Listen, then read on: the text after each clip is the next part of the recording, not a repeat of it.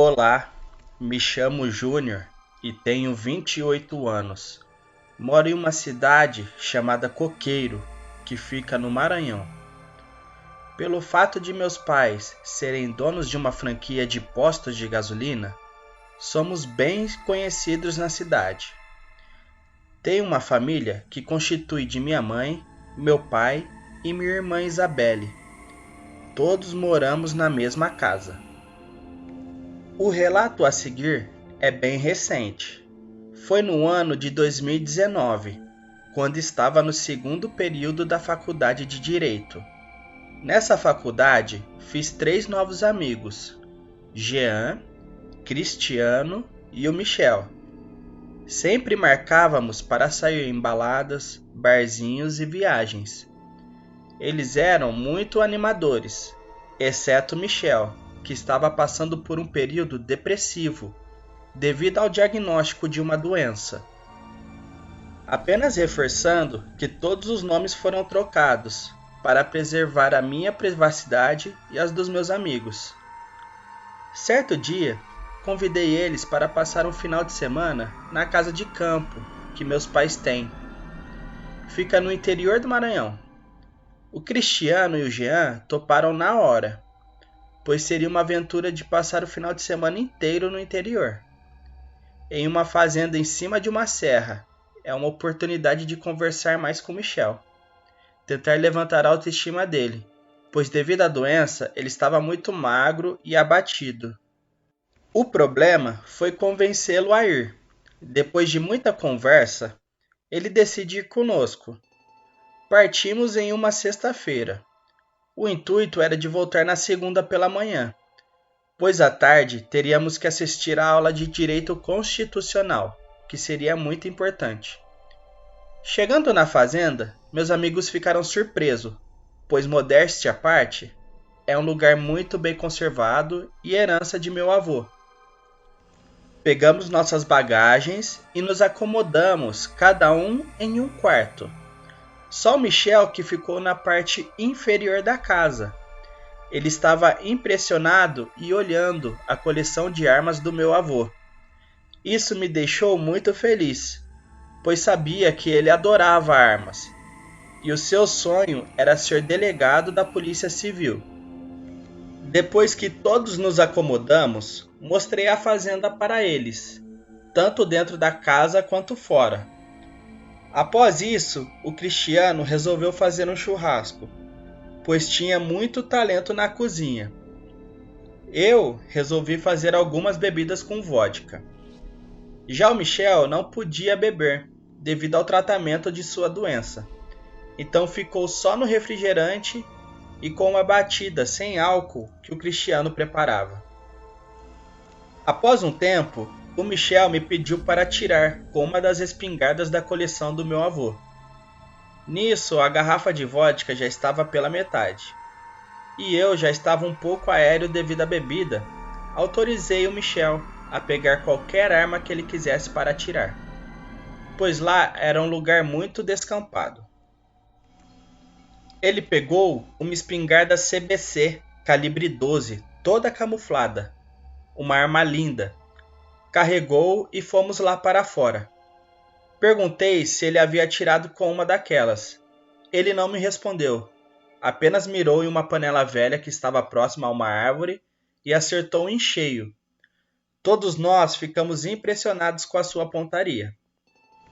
Aproveitamos para encher a bola dele e ficamos bebendo e dando muita atenção em ouvi-lo falando sobre armas. Percebemos que ele estava muito feliz e ficamos mais felizes ainda.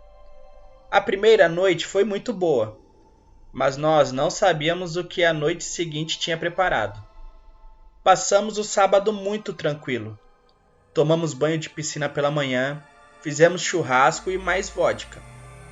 E quando foi no começo da noite, o Jean sobe em cima de um monte que fica perto da casa e nos chama para ver a lua. Estava linda, muito grande e bem alaranjada. O Jean disse nunca ter visto uma lua daquelas, pois na capital existe muita luminosidade e poluição, que atrapalhava a visibilidade do céu. Eram mais de meia-noite quando voltamos a casa e começamos a jogar dominó ao som de Red Hot Chili Peppers, regado de muito churrasco e mais vodka, menos o Michel, que ficava no Guaraná. Foi quando ouvimos um uivo ensurdecedor. Parecia que vinha de dentro da sala que nós estávamos, de tão alto que foi. O Cristiano pergunta se existe algum cachorro por aqui. Eu respondi que não, que pelo menos eu não sabia.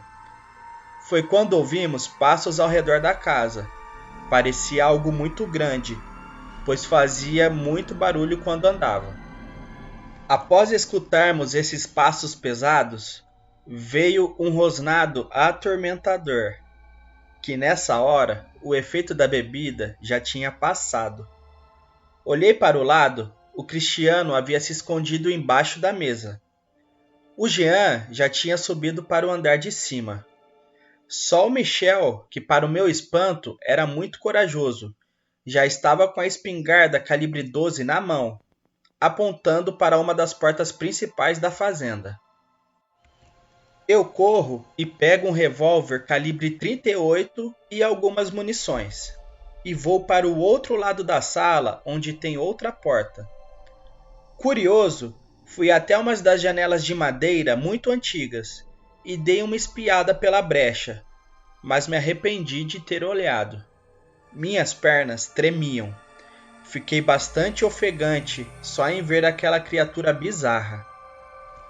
Era um cachorro enorme.